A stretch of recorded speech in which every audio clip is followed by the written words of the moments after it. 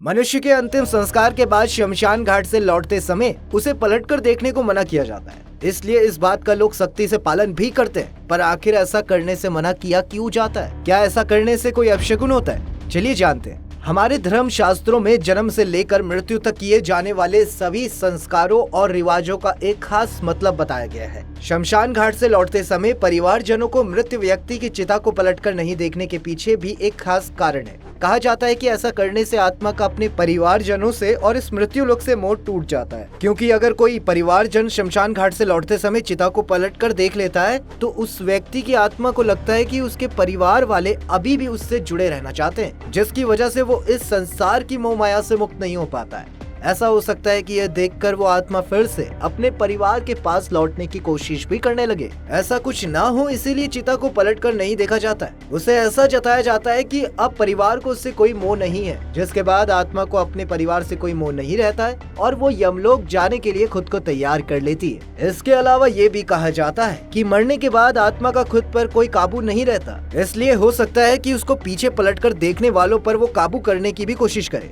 उसे प्रभावित करे। अपना इंसानी शरीर खोने के बाद वो उसे दूसरे व्यक्तियों के शरीर पर काबू करना चाहे। ऐसे में बच्चों पर विशेष ध्यान देना चाहिए, क्योंकि आत्माएं बच्चों को बहुत जल्दी प्रभावित कर सकती हैं। अगर किसी बच्चे को आप शमशान ले जा रहे हैं तो इस बात का खास ध्यान रखें कि शमशान से लौटते समय वो बच्चा पीछे पलटकर ना देखे। आत्मा का धरती लोक और उससे जुड़े लोगों से जुड़ाव दूर करने के लिए कई तरह के विधि विधान और कर्म कांड किए जाते हैं। पीछे मुड़कर ना देखना उसका पहला चरण होता है। ऐसा करके आत्मा को संदेश दिया जाता है, अब तुम्हारा हमसे कोई वास्ता नहीं, तुम यमलोक के लिए प्रस्थान करो। इसके पश्चात भी आत्मा को पूरी तरह से इस जन्म के जीवन चक्र से पूरी तरह मुक्ति मिल सके, इसीलिए अगले 13 दिनों तक कई तरह की विधियों और पूजा पाठ आदि करवाए जाते हैं। हर साल उनका पिंडदान भी किया जाता है। लेकिन मृत्यु के विषय में पांडु पुत्र युधिष्ठिर का कहना है कि आखिरकार क्यों मनुष्य अपनी मृत्यु को स्वीकार करने से डरता है। वो जीवन की मोह माया में इस कदर लीन हो जाता है कि उसे संसार से मुक्ति देने के लिए इतनी सारी क्रियाएं करनी पड़ती हैं। जिंदा रहते हुए इंसान अपने जीवन में अनेक मृत्यु देखता है, लेकिन फिर भी इस बात को स्वीकार ही नहीं करता कि एक न एक दिन उसे भी संसार को छोड़कर जाना है। उसका पंचतत्व से बना ये शरीर फिर से पंचतत्व में ही मिल जाएगा।